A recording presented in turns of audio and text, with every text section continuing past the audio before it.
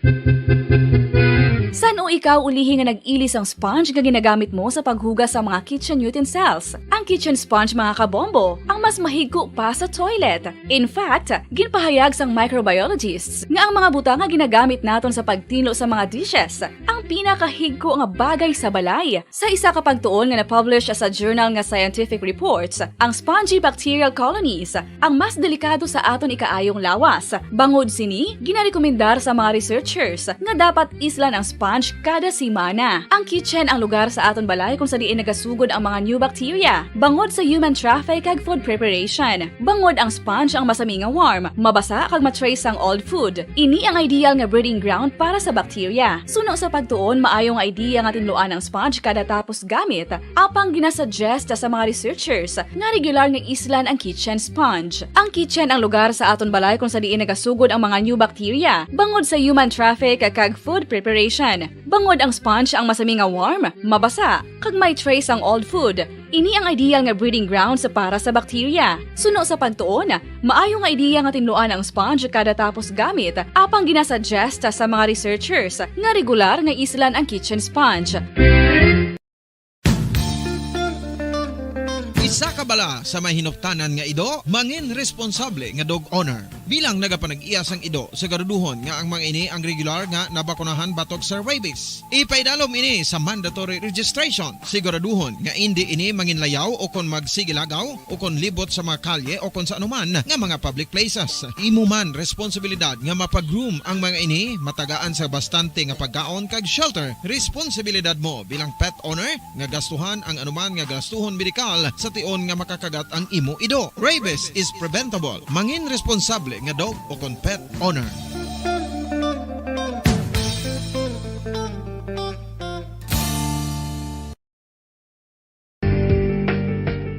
Kinahanglan mo bala nga mag-recharge? Hindi mo na kinahanglan nga magsalig pa sa caffeine. Bangod, ang pag-power nap ang makapaboost sang memorya, cognitive skills, creativity, kag energy level. Ang power nap o kon cat nap ang pagtulog sang malipot nga oras kag may tinutuyo nga i-revitalize ang isa ka persona. Masami ini nga nagadugay sang 15 tubtob 20 ka minutos ginahimo kun udto o kun hapon. Santo sa pagtuon, mas mangin alerto ang isa ka persona kung maka-power nap ini. Nagapabuhin man ini sang stress kag nagapa-improve sang cognitive functioning. Isa ini kapamaagi agud nga ma-refresh ang utok sang tawo kung ginakapoy. Magluwas diri, nagapanubo man ini sang risgo sang heart disease. Mga kabombo, subong nga holiday season, madamo gid ang pagkaon apang ano bala ang dapat himuon kung may matabo sang suspected foodborne illnesses. Kung may matabo nga suspected foodborne illnesses, dapat i-preserve ang mga ebidensya. Kung may bahin sang suspected food nga nabilin, taguon ini. Putson sang maayo kag ibutang sa freezer. Magpabulong sa gilayon. Kung ang sintomas nagapadayon o kung nagalala, gilayon nga magkadto sa doktor agud magpakonsulta. Hindi man magkalipat nga i-report ang insidente sa local health department. Ginhangkat man sang mga problema dala sang pandemya kag iban pa. Kita padayon nga magatindog, magabato sa anuman nga unos sa Pilipinas ukon sa dinman nga bahin sang kalibutan. Sa ulugon nga puno sang kalipay kag paglaom ang subong nga Paskwa. Kaupod ang Bombo Radio Philippines.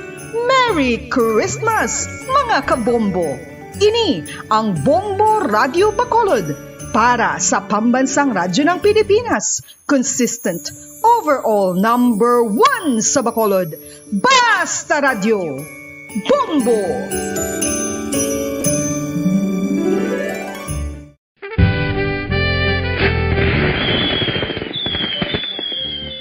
Paano ang mangin safe batok sa mga palupok?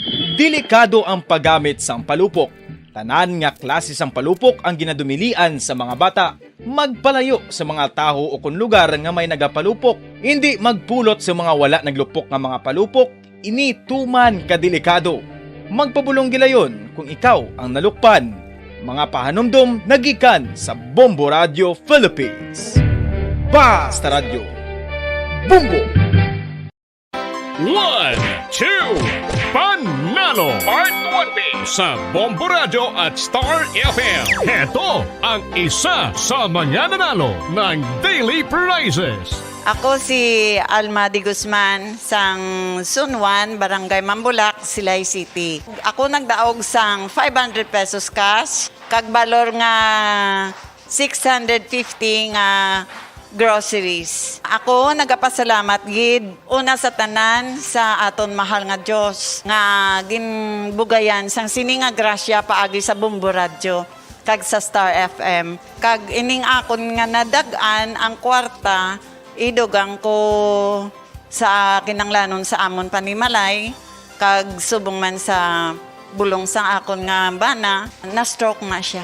Pagkatapos dugang jutay nga kapital sa akon negosyo man para nakadugang-dugang. Kamo nga mga utod ko nga ara dira nagapamati kag nagalantaw sa Bombo Radio, ginaagda ko man kamo magpasakop sa sining ilang nga promo nga dako nga bulig ini para sa aton nga kinahanglanon. Kag sila nagapadayon sa gihapon basta radyo Bombo number 1. Number 1 ang Bombo Radio.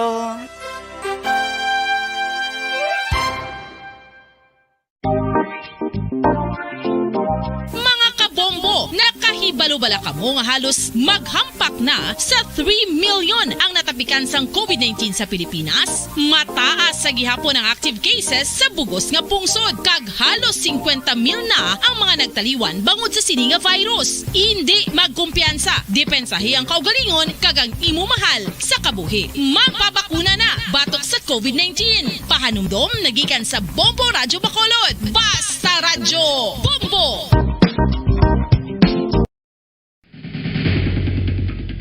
Ang food safety ang nagagarantiya nga ang pagkaon hindi makatugas ang anuman nga halit sa consumers o kung makakaon sini, samtang ini ang ginahanda o kung nakaon. May ara man sa ginatawag food and waterborne diseases o kung grupo sa mga balatian, tugas ang anuman nga infectious o kung non-infectious agents. Ang mga masunod ginakabig common causes ng food and waterborne diseases: unsafe nga ginahalinan sa ginainom nga tubig, improper disposal of human waste, unhygienic practices, unsafe food handling and preparation practices. Mga pamaagi para mangin matinlo kag safe ang aton mga pagkaon. Ipabilin nga matinlo ang palibot. Isiparar ang hilaw sa naluto ng mga pagkaon. Lutuon sang maayo ang mga pagkaon nga dapat lutuon. Taguon ang mga pagkaon sa safe nga temperature. Depende sa kinahanglan sang klase sang pagkaon. Maggamit sang safe nga tubig kag raw materials.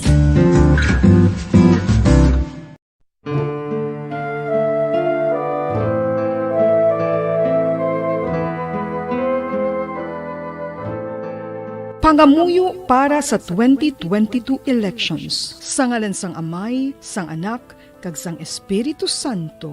Amen. O Diyos nga amon Amay, sa amon paghandom para sa maabot nga 2022 elections, nagasalig kami sa imo saad nga ipadala mo sa amon ang mga lideres nga nagatuman sang imo mga sugo kag may kinaugali nga nasanto sa imo tagi pusoon kag espiritu. Ginoong Jesus, hatagi sang inspirasyon ang tanan nga nagahandom nga magpungko sa pwesto, agud sila mangin leader kag alagad nga magabutan sang kaayuhan sang kadaman, ilabi na ang mga kubos, mga maluya, kag mga ginapigos, labaw sang sa ila personal nga interes. Tagdumala nga alagad nga nagahandom sa matudtud nga pag-alagad, kag indi nga sila ang pag-aalagaran. Tagdumala nga alagad nga may integridad, kag kaluoy para sa tanan. Ubalaan nga Espiritu Santo, sanagi ang amon mga huna-huna kag kasing-kasing, agud amon makita sang maathag ang mga kinahanglanon sang amon katawhan, ang mga promesa sang mga kandidato, kag ang ila ikasarang sa pagtuman sini tanan. Nga kami magpili sang husto nga lider, nga matuod nga magadumala kag mag-alagad, lider nga nagatuman sang imo sugo kag may kinaugali nga nasanto sa imo tagi pusoon kag espiritu, lider nga magahiusa kag magagiya sa amon sa pagpatigayon sang kayuhan sang tanan kag para sa imo bug-os nga kahimayaan. Amay, Anak, kag Espiritu Santo, ikaw ang Diyos sang kabuhi kag paghigugma. Ang Ginoo sang tanan nga panahon, mag-upod ka unta sa amon sa siningtion nga nagahanda kami para sa palabuton nga eleksyon. Amen. Sa ngalan sang Amay, sang Anak, kag sang Espiritu Santo. Amen.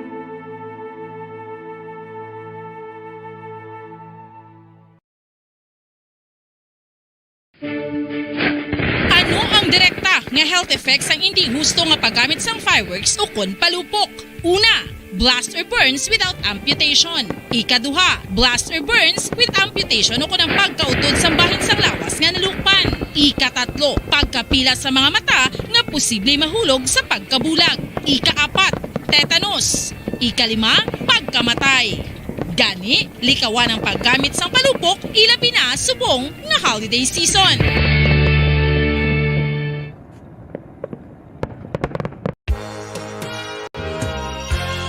Yari na ang isa sa nakapabaylo kag nakabaton sang brand new radio set with AM and FM band. Kag cash, nagikan sa Bombo Radio Bacolod. Ako si Arlene Ruiz, taga Kalong-Kalong Zone 1, Bacolod City. Nagbabaylo ko sa...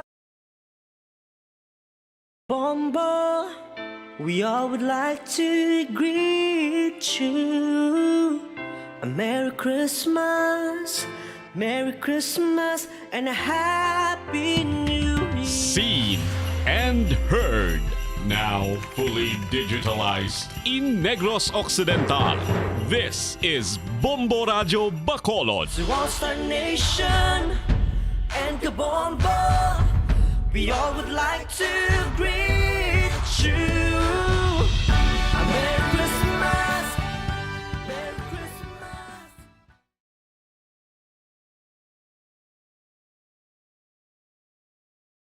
Bombo Radio Bacolod.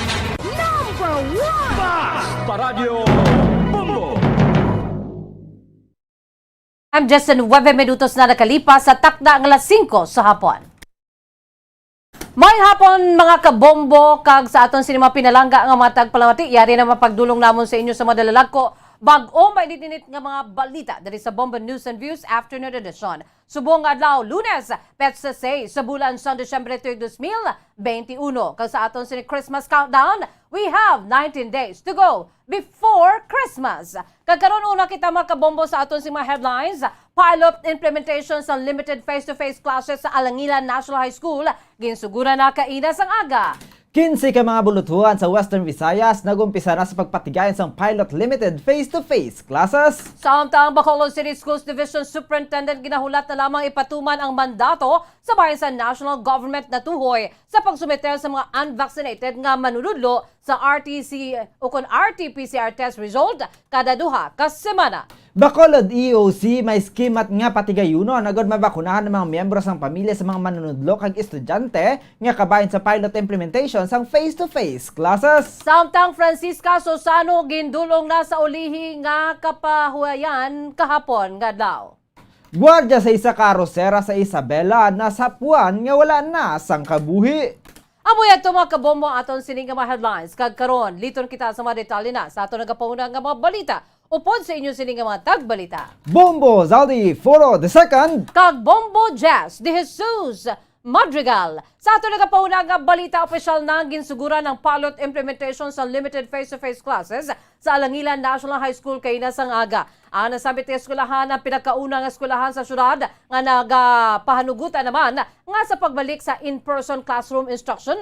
Makaligad sa kapindua ka tuig humalin sa ginpauntat ang face-to-face classroom instruction bangon sa COVID-19 pandemic. Dako naman nga blessing para sa principal sa balutuan nga si Veneranda Ortonio nga nadayon na kang nangin maayo ang pisa sang pilot implementation kag pahayag sini nga magatakop ang online implementation sa Enero apang nagapati ini nga kon magapabiling nga yara sa kahuasa o kon kahusayan ang ila sini nga implementasyon wala sa madugang COVID-19 cases mahimo man nga madugangan ang panugutan nga numero sa estudyante kag dugang nga pahanugutan nga klase tubtob sa Hunyo. Nibuloan nga sa karon 40 ka mga grade 12 senior high school students palamang sa Technical Vocational Livelihood o kunining TVL track. Ang ginalkipan sang first batch nga 20 ka mga estudyante sang landscape installation and maintenance kag second batch nga 20 ka mga estudyante sa contact center services. Patag naman ni ukon sini nga isa ka semana nga magasulod sa eskwelahan ang kada batch kag ang kasunod nga semana naman ang mangin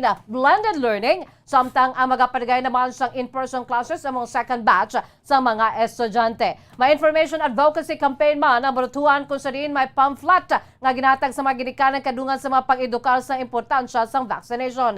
Dugang pa ni Ortonio nga padayon Manila ginapanumdom ang minimum health and safety protocols kag may signages man sa eskwelahan nga makapahanumdom sa mga estudyante. Makita naman ang pagka-excite sa mga estudyante sunod sa principal bangod na 5 pa lamang sang aga, nag-greet na ang mga ini kag ready na nga magsulod sa bulutuhan. Pahayag sa mga estudyante nga lain gid para sa ila ang pag-eskwela kung may engagement kag social interaction sa mga classmates kag manunudlo. Mayara sa kabugusan ng 833 ka ma-enrolled na estudyante sa Alangilan National High School kung sa diin sa 130 ka mga grade 12 students, 40 pagid lamang ang napanugutan sa pilot implementation sa face-to-face classes. Teka lang, ready na sila to go to school. According sa ila, mas maayo din ang may engagement, ang may social interaction with their co-students and their teachers. Grade 12 namon is 150, ang ma-participate lang 40. Ang kamay sa pagpahayag ni Veneranda Ortonio, principal sang Alangilan National High School. Dako ang pagpasalamat sa Bacolod City Schools Division Superintendent nga madinalago niya na patigayon ang opening sa pilot limited face-to-face klase sa Alangilan National High School. Kaupod ni Gladys Ameline Sales, nagsugod ang opening alas 7:30 pinaagi sa flag ceremony kag ini ang gintambungan man sang pila ka mga opisyal sang syudad kalakip na ang chairman sang Committee on Education sa sangguniang panglungsod nga si Councilor Rinicito Novero kag Emergency Operations Center Executive Director M. Ang payag ni Sales nga kompleto nga nagtambong ang 8 ka mga senior high school teachers kasubong man ang 20 ka unang nga batch ng grade 12 students nga kalakip sa pilot implementation. Kasunod sang flag ceremony, gilayan man niya ginsugura ng klase. Ginarekomendar naman sa mga ini sa Department of Education o DepEd nga mat-amat naman nga maumpisahan ang face-to-face classroom instructions sa mga kalapit nga eskwelahan sa Alangilan National High School. Nagapadayon naman sa pag-report sa Emergency Operations Center o ni EOC ang iba niyang mga bulutuhan na hanungod sa vaccination status sa mga manunudlo. Estudyante kag ilang mga kaupod sa panimalay kay nagalam si Sales nga ang mga ini ang mapahanugutan sang DepEd. Pasalig ni Sales nga sa major subject lang ang pagpatigayon sang limited face-to-face classes samtang blended learning naman sa gihapon kangay sa online kag modular ang iban nga mga subjects. Pahanumduman sang Schools Division Superintendent sa mga manunudlo nga ang mga ini ang ginhire agud niya mag-edukar sa komunidad gani dapat nga unahon sa mga ini edukar ang ila kaugalingon ilabi na sa importansya sang pagpabakuna. Patag sini nga hindi nila mapahanugutan sa pag-report sa bulutuhan ng mga unvaccinated nga manunudlo bangod ginaproteksyonan sa mga ini ang ikaayong lawas sang mga estudyante. Pinapaabot gininamon actually sa DepEd nga ma-open na amat-amat ang aton mga klase. Hindi na ni gani Alangilan actually na maamat-amat ini gina-recommend namon kay ginapahikot naman namon na mga lapit diri nga mga eskwelahan. Sabay pa nga nakakasat, kay gina-report actually sa aton nga EOC o fully vaccinated ang aton mga kabataan. Ang ila household, ang mga teachers plus ang ila household fully vaccinated na.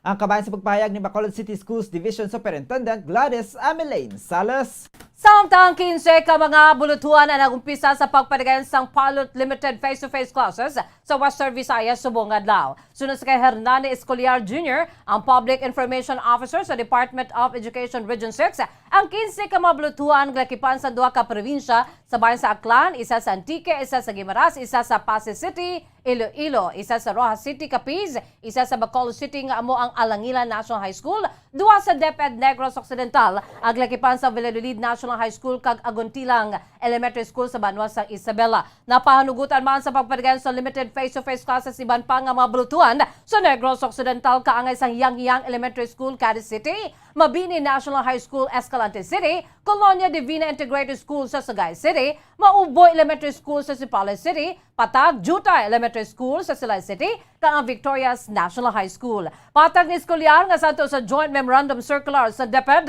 ka Department of Health ang ginapanugutan nga estudyante sa isa ka classroom instruction na mo ang 12 learners sa kindergarten, 16 learners sa grade 1 to grade 2 or grade 3, samtang maximum nga 20 learners lamang sa technical vocational livelihood sa senior high school ang ginapanugutan. Sa tiyo naman nga maglapaw sa numero mga estudyante nga luyag mag-upod sa implementasyon, mahimo man ini matunga sa Set A kag Set B. Sunod sa eskulyar, santo sa mga nauna nga pilot implementation sa face-to-face classes, mas ideal sa gyapon nga sa aga ang papatuman sang klase kag giliyon nga ginapadigayon ang disinfection matapos ang klase agud nga wala sang risgo sa makabataan sa pagbalik sa bulutuan sa masunod nga adlaw. Bangod ang implementasyon ng joint efforts ng DepEd ka local government unit kon LGU, mahimo man nga buhaton sa LGU ang disinfection. Inibangod ang maini ang mas may kasarang kag may kagamitan para sa nagakaigong sanitation. Sa tion nga ini ang pagbuhaton naman sang school personnel dapat nga nakasunod man ang maini sa guidelines sa DOH. Nagadepende naman sa assessment sa LGU kung isuspender ang face-to-face classes in kaso ginman nga may magbatsyag sang sintomas o kung may magpositibo sa COVID-19. Patag ni eskulyar nga kondisyon gid ang yabe agud nga mangin madilag-on ang implementasyon. Pasalig man sini nga sumugod sang gipatuman ng limited face-to-face classes sa Western Visayas, wala pa sila sang nabaton nga report ka may nagabatsyag sa sintomas ng COVID-19. Diri sa aton sa may Region 6, 15 ka eskwelahan ang nadugang sa virus sa COVID-19 sa limited face-to-face classes. Subong sini nga adlaw December 6. Sa Bacolod City may isa, sa Cadiz may isa, Escalante, Negros Occidental, amuning Valladolid, Cagautilang, sa Sagay City may araman, Silay, Sipalay, Victoria City may araman sang nag-join sa pilot implementation naton. Ang kabahin sa pagpahig ni Hernani Escolar Jr., Public Information Officer sa Region 6 ng Department of Education.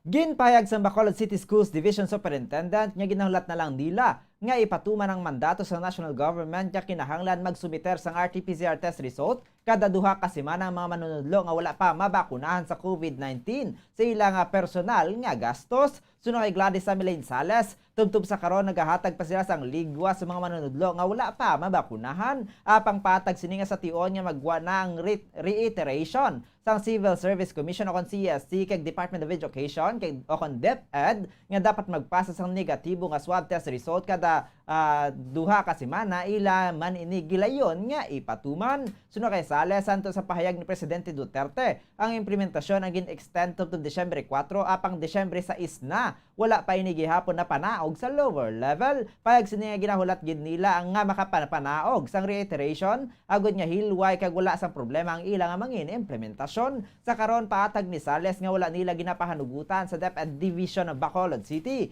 nga mag-report on site ang mga manunudlo nga unvaccinated kasubong man niya ginadumilian sa pagtambong sa seminar. Naibaluan nga regular ang mga ginapatigan niya seminar sang mga manunudlo. Dugang pa ni Sales nga apisar nga work from home ang mga unvaccinated teachers. Required gihapon ng mga ini magpasa sang accomplished report. Sa tiyon nga hindi ang mga ini makapasa, mahimo man nga sila makapasa sang leave of absence. Apang kung maubos na nila ini, ang mga manunudlo ang wala man pagabatunon nga sweldo sa nasambit nga adlaw. Suno kay Sales, may mga unvaccinated nga manunudlo nga nagapamangkot kung ano ang himuon sang gobyerno sa ila in kaso nga sila ang mapatay sa tiyon nga magpatublok sang COVID-19. Apang masami nga pamatuod diri ni Sales ang iya mismo nga kaugalingon nga nagapabilin nga buhi matapos ang COVID-19 vaccination. Nagalaw si Sales nga amat-amat na nga magpamati ang mga nagabalibad sa nga manunudlo nga yara ang bakuna agad niya proteksyonan ang kaugalingon kay ang pamilya batok sa virus kag hindi para mapatay ang tawo. Dugang pa sa manunudlo nga magluwas sa iya nga science o kon magluwas nga siya ang science teacher. Isa man ini ka nurse kag madugay naman niya nga ginatun-an ang nahanungod sa viral physiology kag kung paano mag-epekto ang bakuna. Nagin pasalamatan man sini ang mga nagdesiderya magpabakuna nga mga manunudlo. Panugyan naman sini sa nagapabilin nga matiga sa pagpabakuna nga magbasa kag ibaluon kung ano ang konsekwensya sang desisyon. Panumdum sini nga ang responsibilidad sang manunudlo nga proteksyonan ang ilang mga estudyante gani hindi dapat niya ang manunudlo pa ang magdala sang virus sa mga kabataan. Ang argument firme, anong himuon sang DepEd, sang gobyerno kung mapatay kami? Di sabat ko, napatay ko ha? Nagpabakuna ko gani kag proteksyonan ko akong lawas sa panimalay ko. Ako nurse, science teacher. Natunan ko na tinuig ang viral physiology kag paano ang vaccine makapaayo sa lawas. So, wala sang delikado. Ano kamo inang basa kag insyendihon yo ang mangin consequence ang inyong action. Ang mga bata ato na iya sila proteksyonan. Amo na agapabakuna kita para kung magklase kita, hindi na sila madalaan virus. Ang kabayan sa pagpahayag ni Bacolod City Schools Division Superintendent Gladys Ameline Salas. Samtang ginpahayag naman sang Bacolod Emergency Operations Center o kung EOC nga may scam ang mga ini nga patigayunon agud nga mabakunahan ang mga miyembro sang pamilya sa mga manunudlo kay estudyante nga kabayan sa pilot implementation sa limited face-to-face classes. Sunod sa kay M. Legaspi ang Executive Director sa Bacolod EOC, ginakalipay sini ang napatigayon na nga launching sang pilot in-person classes kay ina sang aga sa Alangilan National High School. Ginapagkamaayo man ni ang 100% nga fully vaccinated na ang mga estudyante kay teaching and non-teaching personnel sang amo nga bulutuan. Pasalig naman ni ang Bacolod City Government ang magabulig man sa pagmonitor sa pagpatuman. Samtang City Disaster Risk Reduction Management Office o CDRRMO ang magapargay naman sa disinfection sa bulutuan. Sunod sa kay ang pilot implementation ang mangin basehan kung mahimo nga ma-expand ang face-to-face classes matapos nga ang bulan sa Enero sa masunod nga tuig. Nagapati naman ang Executive Director sa EOC nga dako ang posibilidad nga madamo na sa magabalik sa in-person classes sa 2022. Sunod sa kay ang alangin emosyonal man o kung emosyonal ang principal sa bulutuan sa makitaan kag mabatyagan ang pag-excite sa mga o kung ang pagka-excited sa mga kabataan nga sila ang makabalik na sa eskwelahan. Manunduman nga halos duha na katuig nga ginpauntat ang in-person classes bangod sa COVID-19 pandemic, gani madugay man nga wala nagkakitanay ang mga classmates kasubong man sa ila manunudlo. Ginalauman ni ang mangin madilagon ang pilot implementation agud nga maka-expand ang face-to-face classroom instruction na binagid nga nagakabayaan na sa pag-eskwela ang mga estudyante diri sa Pilipinas. Isali siya of the few schools na 100% fully vaccinated ang school personnel.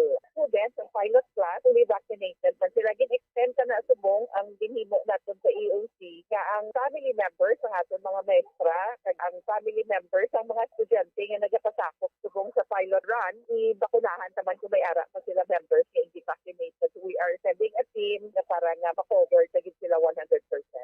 Ang kabayan sa pagpahayag ni Bacolod EOC Executive Director M. Legaspi ang Magapatigan sang pilot implementation sang non-contact visitation sa isa ka district jail ang Bureau of Jail Management and Penology o kon BJMP Western Visayas. Suno kay Attorney Jairus Anthony Duhilio, spokesperson sa BJMP Region 6, pinaagi sa Regional Task Force magapatigayon ng BJMP sang pilot testing sang non-contact visitation sa Mambusaw District Jail. Pahanumdum ni Duhilio nga apisar nga pahanugutan ng pagbisita. Wala nagkakahulugan nga hilway na nga makabisita ang mga pamilya sang person deprived of liberty o kon mga PDL.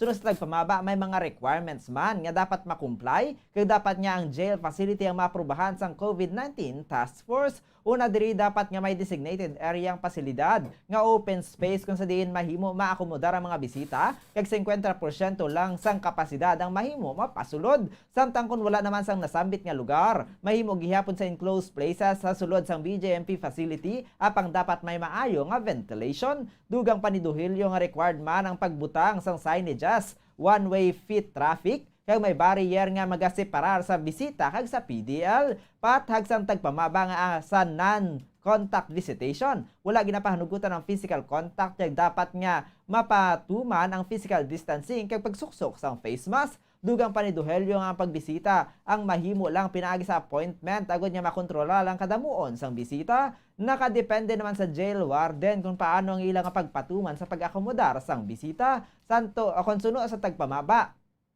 pangitaan man sang ID kag vaccination card nga nagapamatuod nga fully vaccinated ang mga bisita kag prioridad ang mga immediate family sang detainees. sa granular opening sang non-contact visitation. Ang mahimo lang nga makapatuman amo ang mga jail facility nga yara sa low-risk areas, samtang mga bisita naman ang dapat niya gikan sa low-risk to sa medium-risk nga lokalidad. Ang pagpasulod ng dalaw by scheduling best treatment kay base madinugog kag magdamo di ko makontrol depende na sa mga jail wardens kung paano nila accommodate ang ilang mga visitors. Inaalaw lang gid ng mga jails para mag-open for non-contact visitation. At tong mga jails nga sa area na ang ilang risk classifications para sa low or medium lang. Ang kabayan sa pagpahayag ni Atty. Jairo Santoni de Julio tagpamaba sa BJMP Region 6. Samtang sa ibang panig nato nagapanguna nga balita lokal gindulong na sa iya katapusan nga palahuayan. Si Nanay Francisca Susano kahapon, Desyembre 5. Ang seremonyang ginpangunahan ni Kabangkalan City Mayor Pedro P. Zaico Jr. ang si Lola Iska ang nagtaliwan sa Nobyembre 22 sa edad nga 124 anyos.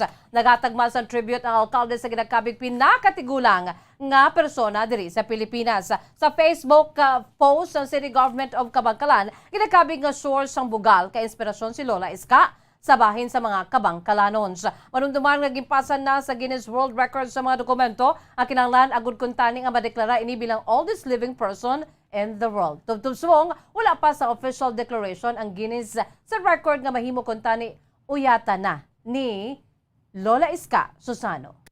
Nasapuan nga wala na sang kabuhi ang isa ka gwardya sa isa ka arosera sa Banwa San Isabela, Negros Occidental. Ang biktima ngid kilala kay Giovanni Tablatin, 42 anyos, residente sa sitio Bugalo, Barangay Mansablay, Isabela, Negros Occidental. Sa investigasyon sang kapulisan, si Tablatin na nasapuan na lang sang iyang mga kaupod sa trabaho nga nagahigda kag wala na sang kabuhi samtang yara sa folding bed sa Bulaloy Rice Mill sa Barangay Romerang, Isabela, kung sa din ini nagatrabaho. Nagapadayon man sa karon ng investigasyon sa mga otoridad agud matumod ang matuod niya ginkamatay sang biktima. Naibaluan nga hindi naman luyag sang pamilya sini nga ipaidalom sa postmortem examination ang bangkay. Sa anong napusan nga balita sa aton sini nga good news, magluwas sa pagbaton sa panibag nga radyo nga wala naka-fix o kung wala nakalansang ang radio dial sini. Ginpasalamatan man ni Marites Palma sa Barangay Villamonte, Bacolod City. Anabaton sini nga 3,000 pesos nga temprano nga pamaskwa sang Bombo Radyo Bacolod.